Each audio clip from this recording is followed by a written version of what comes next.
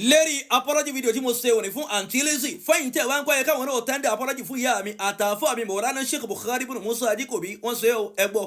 Màmá tó bí omosheu màmá tí n bá gbàbì kan ṣẹ̀yìn ẹ má bínú ẹ̀yin àfáà tẹ́ ẹ kọ́ ṣéwù ní kéwù tí n bá gbàbì kan ṣẹ̀yìn ẹ má bínú. Ṣẹ̀gbọ́n bá rí lady apology video tí wọ́n ṣe yìí lọ́jọ́ ń gbáǹtàwọ̀ èèyàn sọ fún mi wípé wọ́n sun ẹ débẹ̀ ní lóòótọ́. mo ní bọ̀rọ̀ bá wá rí bẹ́ẹ̀ Aunty Lizzy ọba dà yín lójú pé lórí òdòdó lẹ dúró sí ẹ̀yìn ẹ̀fẹ̀ pé rẹ̀ ẹ mọ̀ ṣépè mọ́ ẹ fìjà fọ́lọ̀ ń jà. Ọlọ́run ní báyìí kọ́ yàtí fi yege torí pé bẹ́ẹ̀ bá sì ń ṣépè ayé ò ní fojú wò pé wà lórí ráìtì wọ́n rò pé màmá ń ṣèjàmbá ni. alákejì inú ẹ̀yin tẹ́ ń ṣe fídíò tẹ́ ń pé ọmọ ṣé òdi padà kọ́rọ̀ ẹ̀jẹ̀ ó ti sọ́ọ́rì o ní láàárín. àtẹ̀yìn tẹ́ ń sọ pé kí àti wà Lizzy Anjorin ọmọ gba apology video tí mo ṣe ẹ̀yin kan bẹ́gbẹ́ pé ẹ̀yin ni kẹjẹrì yín ó pé ẹ lọ́mọ ìdájú pé warriors Aunty Lizzy ń lò tẹ́mi ń pè ní fáǹsì ìfẹ́ la fi jọ kírètì wọn kọ̀sẹ̀ tọ́mọ̀ wọn rí. èlójú ọjọ́ sí pé tọ́ ọ bá ti fídíò tó o bú mi ọ̀rẹ́ ń tí ó gbé ọ sépè ń bẹ̀ bá ọ bá ti fídíò fún Aunty Lizzy wọ́n gbé ọ sépè torí pé ìfẹ́ la fi kírètì wọn ni. fẹ́yìn tẹ́ ẹrú náà sọ̀rọ̀ ń wá sí ti inú ni ẹ̀yin ọmọ pé alágbára èèyàn ní ṣe sọ́ọ̀rì wàlí yí Ọlọ́run ní ṣe sọ́ọ̀rì obìnrin tó lọ ilé ọkọ tí ò mú sọ́ọ̀rì lọ́wọ́ yóò padà á lé. wọ́n bá ṣe pé ọ̀fẹ́ mà lọ mú kanú ẹbí ẹ̀kọ́ sẹ́tì ní gíláàdì fún mi ní ọmọ bú mi kọ́ mọ́ tàbá àfọ́ mi àti ìyá mi kó owó bí òní rẹ̀. bọ́dọ̀ bá wá rí bẹ́ẹ̀ takasọ́sù ta iye ti li Sheikhina Buhari Musa Adikobi adamallahu ayatahu wasanallahu akibata warawahu. ẹ̀yin fọ́ọ̀sì mi tẹ́ fẹ́ràn mi mọ́ pé o ẹbí mi náà bí àfọ́ mi Sheikh Buhari Musa Adikobi ẹni gbogbo ń tàn tí Lizzy sọ sí wọn látara mi kún ọmọ bínú.